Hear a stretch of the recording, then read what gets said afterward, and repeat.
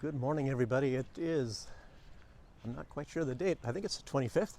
Anyway, it's Sunday. It's the day after all that excitement yesterday from Wagner, Yevgeny Prigozhin, and all that sort of a thing. Gosh, look at this. Garbage in Belarus somehow. Actually, as I'm saying, it's Sunday and I don't see many people. So you can probably see some garbage laying around here. Like I told you, it's not that they're so much cleaner here. It's just that they have a lot of people cleaning up. Lukashenko, I guess his government has it that way. So, yes, and we'll talk about Lukashenko, of course, because the conclusion of all of this from yesterday, this excitement, a major part was played by Alexander Lukashenko, and I watched some other people's shows. You know, I watched Alex Christoforo. As you know, I love Alex Christoforo. You know, he and I think very similar, and I sometimes, you know, our videos are very similar. If you look at the video I did earlier this morning, it's very similar to his first video.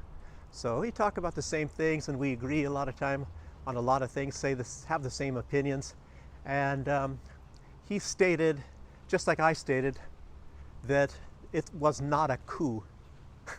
In any sense of the word, a coup is trying to, you know, get rid of whoever is the leader of some country and then replace them with somebody else. And there was never, ever any words or any actions of Prigozhin to do that. Never. Nothing like that at all. Oh, this is open. A lot of time I come by here, it's not open, maybe. You know what, this is a swimming place here, and as you see, it's kind of nice out back here, but I don't swim. I don't dance. You don't sing. Anyway, I'm not really into swimming so much. I don't know. But there's some sort of thing I was looking. I'll show you in a minute. First, let's take a look at this. I don't know who this is. Ivanovna. The Order of Lenin. She's got the Lenin medal. Incredible. Must be some very important person. But anyway, like I said, I come here. I'm not a weightlifter either. Never lifted weights in my life. I like to stay in shape, but I was looking at this over here and thinking, can I do sit-ups or something here? I don't even know what this is all about. Apparently it's weights. Looks like you lift weights here or something. Maybe I should. You know, you get a little bit older, you start to, I don't know if the word is atrophy or resorption, you know. In this case, you know, they talk about that with your bones and maybe with your muscles as well. Atrophy is a faster than normal loss of bone mass or muscles, and resorption would be a slow loss of those sort of things anyhow. But anyway, let's get back to the story. Stop sidetracking me. I've warned you about that before. No, but this whole thing, there was no coup d'etat, and I started with the word insurrection, and then I decided, well, gee, I better look up the word insurrection, because, you know, they talked about this thing in January 6th, and I think they used the word insurrection, and there's a British definition of insurrection, and I believe the Oxford, you know, definition. But then again, you know, what's terrible about how things go today, everybody gets everything from the internet, and they give you one definition, for example, and a lot of times you look something up. If you had a book, if you had a dictionary, and you look up the book in a book, like for example, I looked up one time, a long time ago, the definition of corruption, and it was pages, many pages. And now, you know, you look up online and they give you one simple little definition, or maybe two, because the major definition of corruption is just the rotting flesh or something like that. And then I've looked and I kind of made my own definition, and I looked up as corruption, and my definition of that is let me think. what was my definition? I'm doing a Biden on you here. It is, I'll get back to that. For some odd reason, you turn this thing on, and it's like I turn my brain off when I turn this on. So, but it was the, anyway, it has to do with, I think I'm going to have to cut this out of the video, but maybe I won't, to show that I'm a human too. Anyway, I looked up insurrection, and the Oxford Dictionary was saying something has something to do with violence or whatever, but and maybe it really does. I don't know. But I was looking at it a little bit differently, and in my opinion, I think I think it was a Webster's definition, and they're saying something like it doesn't necessarily have to be anything with violence, and that's the way I see it. And which way do I go here? But if I could give what my definition would be, it would be just a well, like what Webster said, some sort of a demonstration against authority, and that's basically what it was. Prigozhin, he's not against Putin. He's, in a sense, I guess you can say he's loyal to Putin. He's loyal to Russia. He has no desire to kill any civilians. He doesn't even, if you were paying attention to him, even during this whole military affair, he even respected the other soldiers from Ukraine. He did not want to go and massacre soldiers, and he had a mission. So it's not like, in truth, he's not really a dastardly type of guy. So, and he has taken, say, a lot of these people. Some of them are probably still criminals, but or former criminals or something. He got out of prison, but they stopped doing that. They just did that at the very beginning, and it's not like they're looking for murderers and things like that. They're getting people like forgers that did forgery and things like that. They didn't really want bad people in Wagner. So all of this stuff about Wagner and Prigozhin is a lot of this is just completely exaggerated. So, and I just hope everybody realizes that. Don't be going for this sort of thing. There's so much. When something like this, some big event like that, you get these lots of people, even people I have a lot of respect for, they're coming out and feeding the world with all kinds of bull and exaggerations and things like that. And hopefully we all have to try to keep a cool head and try to be a little bit more honest and truthful. In a time like this, I miss Gonzalo Lira, because he was very good at that. He didn't really go too far, and he tried to see everything rationally, and he doesn't like it when people exaggerate. So yeah, I'm missing Gonzalo Lira at this time. So, and hopefully we see him, and we see him in good health and everything as soon as possible. So, but even Prigozhin, when you hear about the deal that was made, I guess it was Lukashenko in conference with Putin frequently.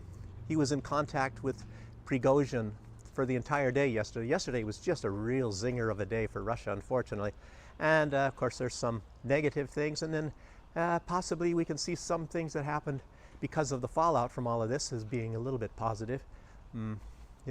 I can that's what these people like, say, Trudeau or somebody, they spin something that's very negative and try to make it look positive. And that's what the USA and the collective West is about, taking sometimes things that are very negative and spinning it to be positive. So anybody can spin this kind of stuff. You just sit down and start brainstorming and how to do that. But anyway, but the result of all of this stuff in this conference, and what shows you that it wasn't any kind of a coup d'etat or nothing like that. There is nothing to do with that.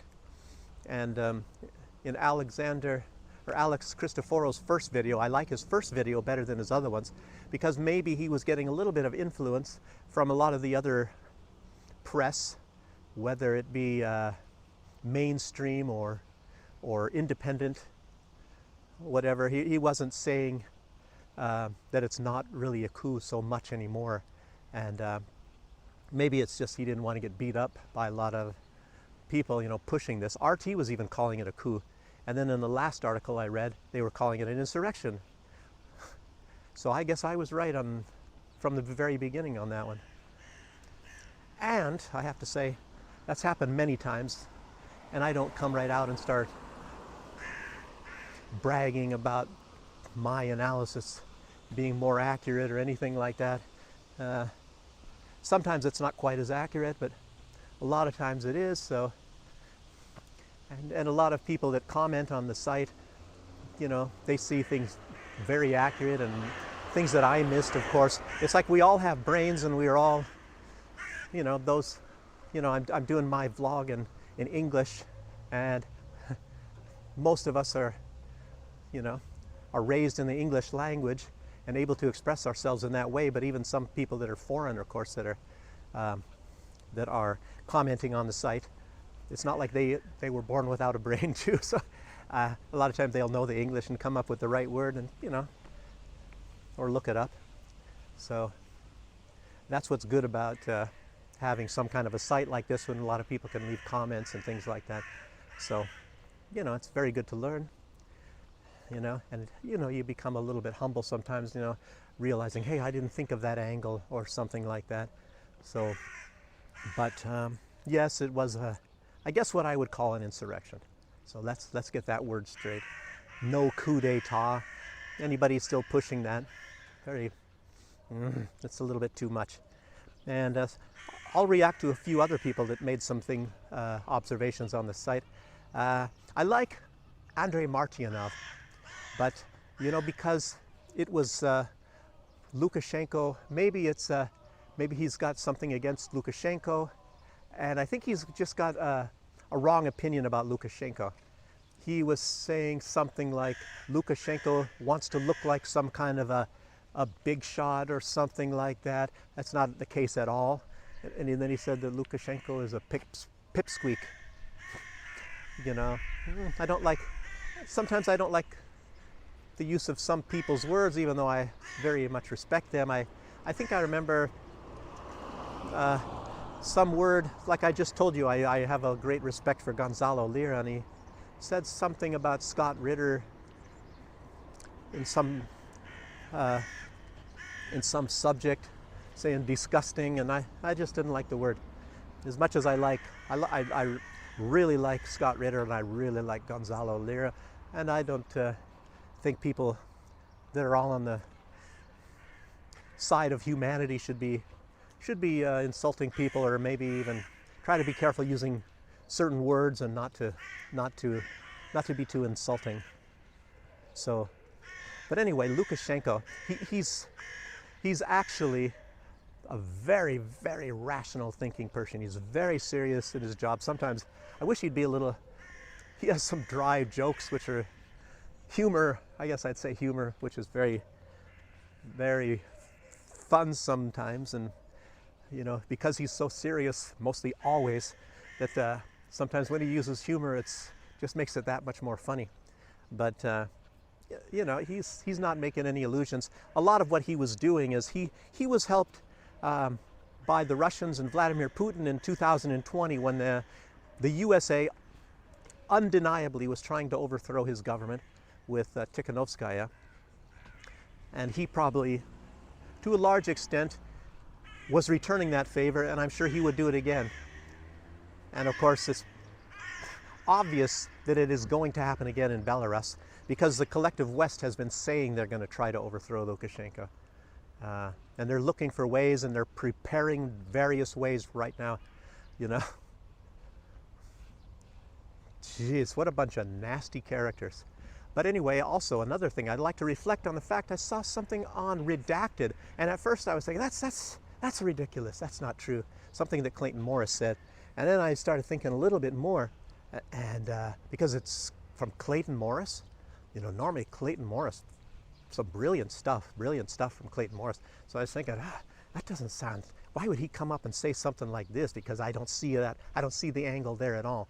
But he was saying, or at least alluding. He had an interview with Patrick Lancaster, and Patrick Lancaster, was saying what he sees. He was doing a very good report. I think he was in a vehicle going to Rostov, and he's just trying to tell what his observations are. And Clayton Morris was saying something about CIA involvement or something, and I was thinking that's kind of ridiculous, because I don't see it at all anywhere. And then I started thinking a little bit more, and it's not like it was very obvious, but sometimes these intelligence agencies can be very sneaky, very sneaky. And in this case, Prigozhin, undeniably, he's probably suffering some kind of a combat fatigue. He's kind of saying some crazy stuff, or has been, and all. And you know how that is sometimes when you're working a lot for a long time. You start to, it's happened with me, and I see that with other people, even though they may deny it. But I tell you what, sometimes you kind of do some crazy stuff, and you say, what the heck did I do that for? Why did I do that? And I think that Prigozhin is just saying some things, and that's a little bit exaggerating. And even though there's some kind of a little bit of element of truth in it, it's like blowing it out of proportion. And you've seen people doing it to you, and he's, suspecting you of something. You know how that all is. So, but anyway, Clayton Morris was saying something about CIA involvement. And I'll tell you what, Wagner has a lot of foreigners in their ranks, as you know. A lot of foreigners. They have Navy SEALs from the United States. They have people from a lot of places. And although most of those people, they're loyal to the cause, the people that in Wagner, a lot of them are actually mostly there, and they're actually a lot better people than you can imagine. They're not just there because they like killing or nothing, because probably most of them are not like that. They are, I think, my impression from what I hear about the people in Wagner is, they're there for the cause, and they would probably rather see justice be done than doing something violently. And you say, oh no, that's a lie, they're criminals. Come on now. Look into it a little bit more. These people are not violent murderer criminals. They're like I just told you, forgers and things like that. And Prigozhin at least has been keeping these people, and even, I'll tell you what, school teachers and things like that, when you get them in a time of war, when there's battle, a lot of times, American soldiers, since I was in the military, and you see this happen, these people, a lot of people, they do things that they would never have done, really. And I can tell you so many stories, but I don't want to make a big long video and telling you how people, and they act as if, at least, I've never been in the situation with them, but they act like they want to go kill people and things like that. Kill them all and let God sort them out. And a lot of time you're taught that in the military too. At least they're telling you that stuff. That's a bunch of crazy crap. But I'll tell you what, a lot of these people in Wagner, they're not like that. So whether you believe me or not, it's immaterial. That's what I'm telling you. And but there might have been some, like there is everywhere, that have maybe this element of greed, and of course maybe their desire, want for money is a lot greater than their sense of justice, for example. And the collective West, they're going to try any angle and every angle, because no brakes, no reverse gear, and they will do everything. They want power. They want power, and power at any cost, a lot of these people. And then they'll find these people that they can enlist in their cause, and I've met them before as well. I've met United States operatives of the Democratic Party in Europe, and I would sit there, you're talking with people, and you hear that they're speaking English and something somewhere, and they're working for the Democratic Party, and it's just in line. So it's not like I want to, get in some big, long conversation with them. And I just started thinking, what the heck are they doing in Germany? Anyway, but a lot of people do anything for any cause like that. A lot of time for money, or maybe that they they feel for the cause. And a lot of people, they're going for their own greed, and it's very possible that they got a hold of some of these people in Wagner, through different channels or whatever, when they're on leave or vacation or something somewhere, and they're getting paid maybe good sums of money. And some of these people, it's possible, I'm just saying this is possible, they pulled some artillery out somewhere out in the direction of where Russian forces were located, and they just fired it off into their own people to make it look like it was the Russian military firing shells into Wagner. And of course then they quietly scooted off somewhere, and no investigation was done at that time. And Prigozhin, knowing that some of his loyal soldiers probably told him it came from that direction over there, and of course you can tell a lot of time where the shell came from by its impact, and so he concluded that the Russian military had done it, and he is already having some sort of a beef with Gerasimov and Shoigu, and who knows, maybe some others. You don't know, and I don't know what the heck is really going on in the lower levels either. I'm just suspecting that that's a very strong possibility that something like that happened, and maybe they'll find out later. And I'll tell you what, the punishment for Prigozhin is not really a punishment.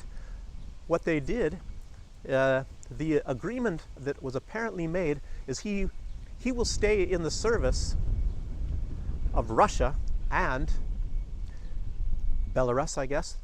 Actually, as you know, it's a union state, and the militaries are combined. So Russia and Belarus, to a very large extent, you can say that's just one military. So anyway, he's going to be serving, apparently, on Belarus's southern border with Ukraine, with other Wagner people. So in other words, he's just, to a certain extent, just been transferred, and at the moment, and hopefully it will stay this way, there's not a confrontation between Ukraine and Belarus. Although, that's one part of this military alliance where Lukashenko was also saying that there will not be any sort of a launch of Belarusian troops into any foreign country. It won't be initiated from Belarus, I should say. And hopefully things are going to stay that way. So anyhow, that's mostly what I wanted to get at, and maybe, hopefully, Prigozhin, as you know, he's already done, time. I think he's done 10 years in prison for who knows what reasons or whatever. And the very fact that he's out running around lets you know it could not have been so incredibly bad. And Russia, how they look at laws and things like that, you get some sort of a conviction or something like that. Whatever is decided in a court, that's exactly what happens. I don't know if you get out early for bail or anything like that, but you have to really, really jump over some hoops and do things to change that kind of a verdict. It's not like the United States, where somebody who did some very horrendous crimes, well, nowadays they don't even go to jail. You already see that. Real crazy. I don't even know what to make of the American justice system anymore. But they might not even go to jail. Or sometimes somebody is supposed to be going to jail for, say, even a long term. Maybe the maximum time is 20 years, but they keep them in even longer. In Russia, when they say that's going to be 20 years, you're going to be in 20 years, at the longest. So they don't play any kind of games like that, like they do over here. Here they don't do that. They do that in the West. They keep you in longer than what you're supposed to be. In other words, they don't honor agreements. There's no sense of honor, really.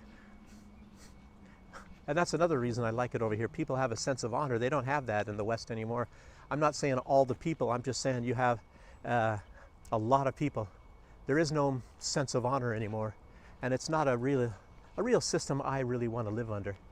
When people have no more honor. I get sick of that. So sick of that stuff. They tell you one thing, and then you do your part, and then all of a sudden they say, well, I've decided I don't want to fulfill my part now anymore, the agreement that we made. How many times has that happened to me? Oh boy. I don't know. I don't want to be ragging on the West. There's some old, well, I think it's old, military vehicle over there. I'll go by and show it to you. But I'm just kind of just walking around and flapping my jaws. I don't have any kind of notes, and I just wanted to talk about the fallout from what happened here. And of course, there was, I don't know, a lot of you are going to say, oh yeah, he was going to try to overthrow the government. And as you know, they could have destroyed that convoy at any time, very easily. So how can they destroy convoys and things all over in Ukraine, but they can't do it in Russia? Especially when, if it was a coup d'etat. And if it was a coup d'etat, he would have gone to prison. So they knew that he had no desire to take over the government. He said he wasn't going to do that. Look at this, I don't know. Looks like a kind of a Jeep. A Russian type of Jeep. Very interesting, huh? Look at this, some old weed flowers. Interesting too.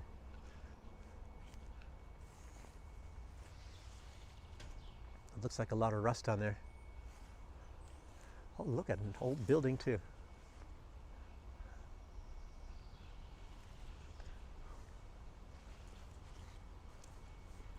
I think a lot of grass is not being cut in a lot of these places because of the dry weather. Grass isn't really growing so much. As you know, weeds do very well in worse conditions than grass. I was in the Caribbean and we have something there called elephant grass. Incredible. The stuff gets like at least 10 feet tall, and sometimes it grows many inches in one day. And the cows love it. The cows love that kind of grass. And it grows wild all over the place in St. Vincent and the Grenadines, a lot of rainfall. And they have a little bit more difficulty growing that in places like Barbados. And like I say, it's a huge, terrible, terrible weed in St. Vincent and the Grenadines. And also another thing that's a weed is lemongrass. You know, huge lemongrass. And I was always shocked when I go somewhere and I see people charging money for lemongrass tea. And I was thinking, jeez. I'll tell you what, lemongrass has the potential to be even vastly worse than elephant grass. You know, because once it starts somewhere, it starts spreading all over, and it's very difficult to get rid of lemongrass. Anyway, we're not talking about agriculture here, we're talking about politics. And that's about all I have to say, I guess. And thanks for joining me. And yeah, there's some new subscribers, luckily. I don't know, so I could torture some people talking about this sort of thing.